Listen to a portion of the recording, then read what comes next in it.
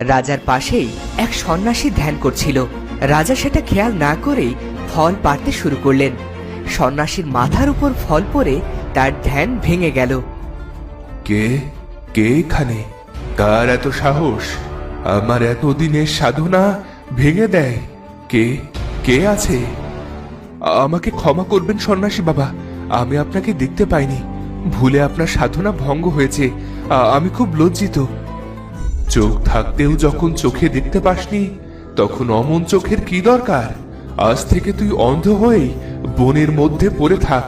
তুই অন্ধ রাজা, আর এটাই তোর শাস্তি। না না সন্ন্যাসী বাবা, আমাকে এত বড় শাস্তি দেবেন না। আমি না থাকলে আমার প্রজারা কষ্টে দিন কাটাবে। আমাকে ক্ষমা করুন। ধনুক থেকে ছোড়া তীর যেমন আর ফিরে আসে না, তেমনি আমার মুখ দিয়ে বলা কথা একবার বলা হয়ে গেলে সেটাও সত্যি হয়ে যায়। আর কিছুই করার নেই। বেশ, কিছুই যখন করার নেই, তবে একটা বিধান তো দিতেই পারেন। কেমন করে আমি আমার অন্ধত্ব ঘোচাবো তার উপায় তোকেই খুঁজে বের করতে হবে। তবে যতদিন না তুই সুস্থ হোস, আমি সময়কে থমকে দেব। তোর রাজ্যের কোনো ক্ষতি হবে না।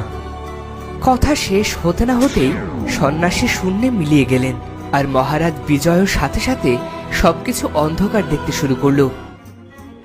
সে সেখান থেকে হাঁটতে শুরু করলো। কখনো বা পাথরে পা লেগে সে ব্যথা পেল, আবার পড়ে গেল, আবার উঠেও দাঁড়ালো। এদিকে খিদের জ্বালায় তৃষ্ণায় সে ছটফট করতে লাগলো।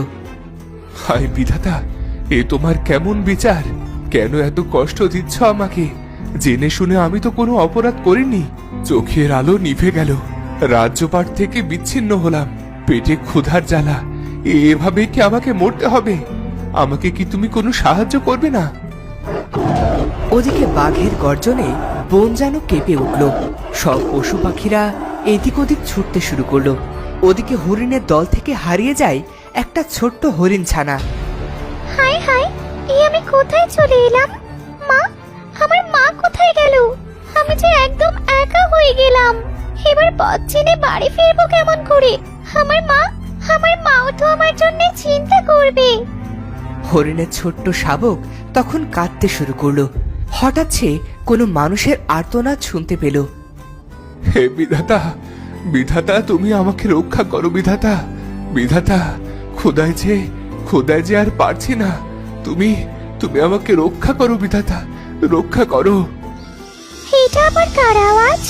বনে আবার কার কি হলো? একটু এগিয়ে দেখি তো। কে তুমি? এই গভীর জঙ্গলে কি করছো? তুমি কাঁদছো কেন? কি হয়েছে তোমার? খাবার, একটু খাবার। বড্ড খিদে। আমি খাবার চাই, খাবার চাই। তুমি কি খাবে? তুমি কি নরম কচি ঘাস খাও? গাছের কচি পাতা খাও? খাবার, খাবার। এ তো মহা বিপদ হলো। আরে, ওই তো কত কত পেয়ারা পড়ে আছে। কে পারলো এগুলো? আমি বরং এগুলো নেই, ওকেও খেতে দিই, আর আমিও খেয়ে নেই। আগে তো কখনো খাইনি। বাদরেরা খেত, আর আমি চেয়ে চেয়ে দেখতাম। শাবক তার মুখে করে বেশ কিছু ফল এনে জড়ো করলো। তারপর মহারাজার শাবক মন ভরে ফল খেলো। এখন অনেকটা সুস্থ বোধ করছি। তুমি কে?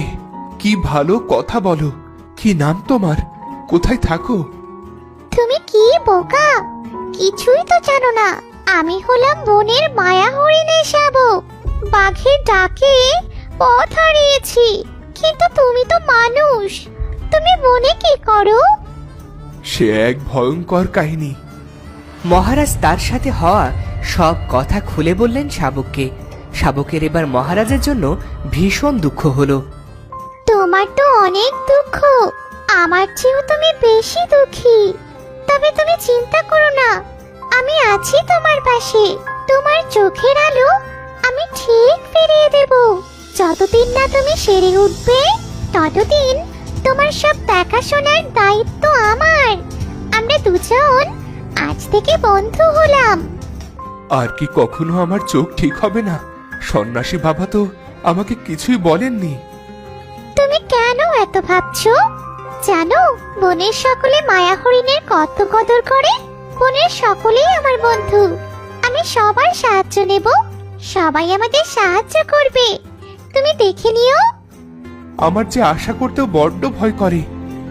না বন্ধু, তুমি একদম ভয় পেও না, আমি আছি তো। আমি তোমাকে ঠিক তোমার সাধের রাজ্য অচিনপুরে সুস্থ করে পৌঁছে দেব। এখন তুমি বিশ্রাম নাও, রাত হয়ে যাবে। আমার কাছে রাতই কি আর দিনই কি, সবই তো এক অন্ধকার। এভাবে শাবক আর মহারাজ বিজয়ের দিন কাটতে শুরু করলো। দুজনের বন্ধুত্ব হলো বেশ। একদিন মহারাজ আর হরিণ শাবক বনের মধ্য দিয়ে হাঁটছিল। ঠিক তখনই তাদের কাছে এলো প্রজাপতি। আমার বন্ধুর অভিশাপ কেমন করে কাটবে প্রজাপতি? আমার বন্ধুর অন্ধ চোখ কেমন করে পাবে আলো?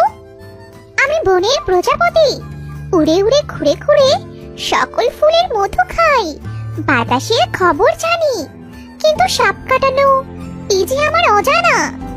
কতদিন ধরে ঘুরছি, কত পথ পাড়ি দিলাম, তবে কি ভুল পথে এলাম? ছেড়ে দাও বন্ধু, এক জীবনে কি আর সবাই সব পায়? আমার বাকি জীবন না হয় অন্ধকারে কেটে যাবে, তাতে আর কি আসে যায়। তবে তোমাকে এক পলক দেখতে পেলাম না, এই আফসোস আমার রয়েই যাবে। জানি না আমার প্রিয় ঘোড়াই বা কেমন আছে। তোমার মনে এত মায়া? তোমার সাথে খারাপ কিছু হতে পারে না। নীল পাহাড়ের চূড়ায় আছে এক জাদুর পাখি। যদি তার পরীক্ষায় তোমরা সফল হও, তবে সে তোমাদের সাহায্য করতে পারবে। কিন্তু যদি সফল না হও, তবে কিন্তু ঘোর বিপদ। আমি আজ চলি। নীল পাহাড়? বন্ধু, তুমি কি জানো নীল পাহাড় কোথায়? তা কেন জানবো না? ওই তো আর কিছুটা পথ। কিন্তু তুমি সেখানে যেতে পারবে তো? পথ যে বড্ড দুর্গম, নিচে পড়ে গেলে মৃত্যু নিশ্চিত। তোমায় এক পলক দেখার জন্য আমি মরতেও রাজি বন্ধু। তুমি আমার জন্য অনেক করেছো, নয়তো কবেই মরে যেতাম। বেশ, চলো তবে। আমিও চাই তোমার চোখে আলো ফিরে আসুক।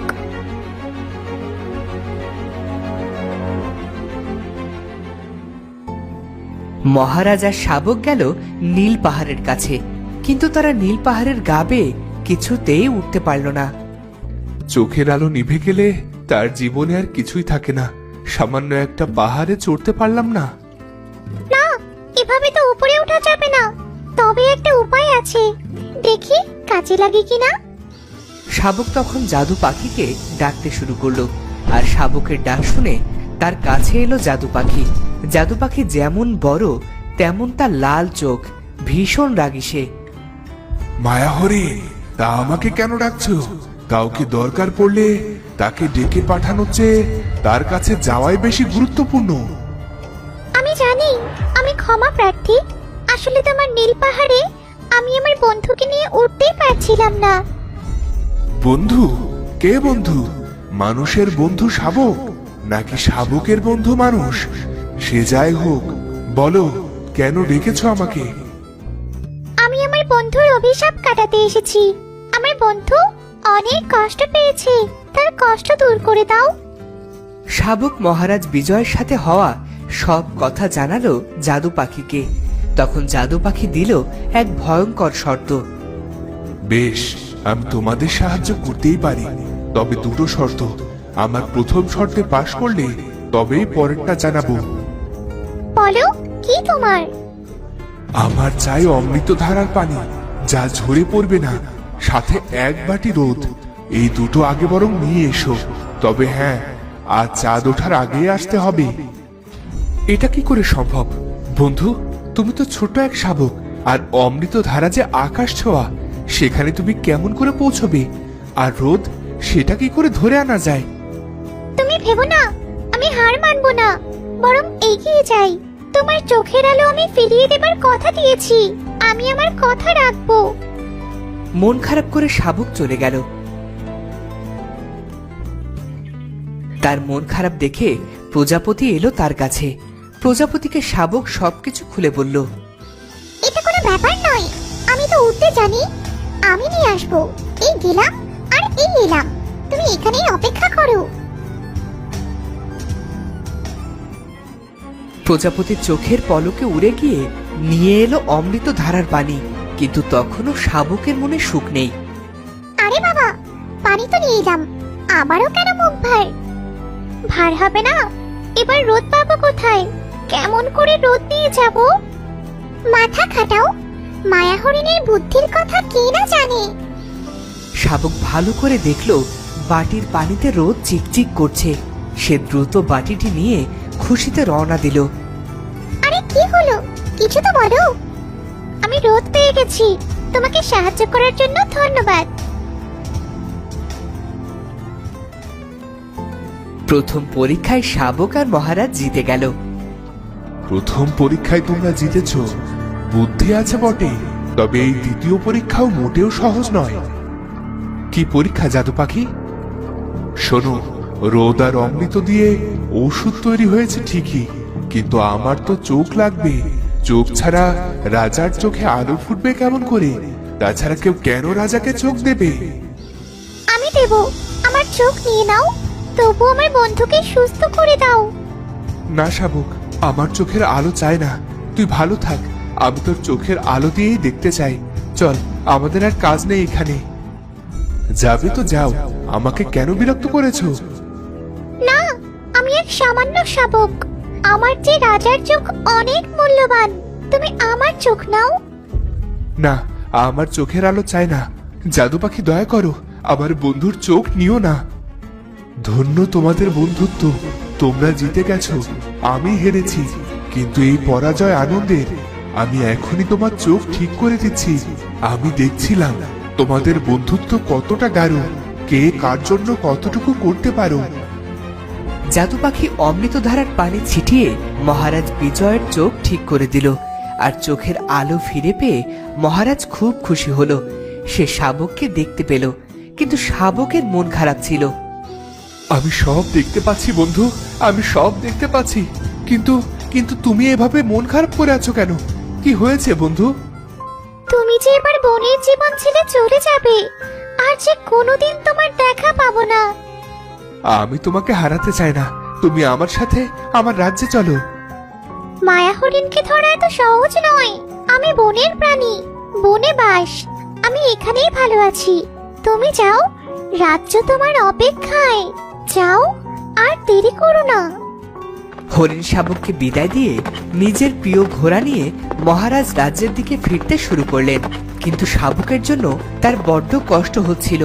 ওদিকে শাবকও মহারাজের চলে যাওয়ায় একা একা দিন কাটাতে লাগলো। তো বন্ধুরা, অন্ধ রাজা এবং হরিণ শাবকের গল্পটি কেমন লাগলো? যদি ভালো লাগে চ্যানেলটি সাবস্ক্রাইব করে বেল আইকনটি বাজিয়ে দিও। দেখা হচ্ছে পরের ভিডিওতে। ধন্যবাদ।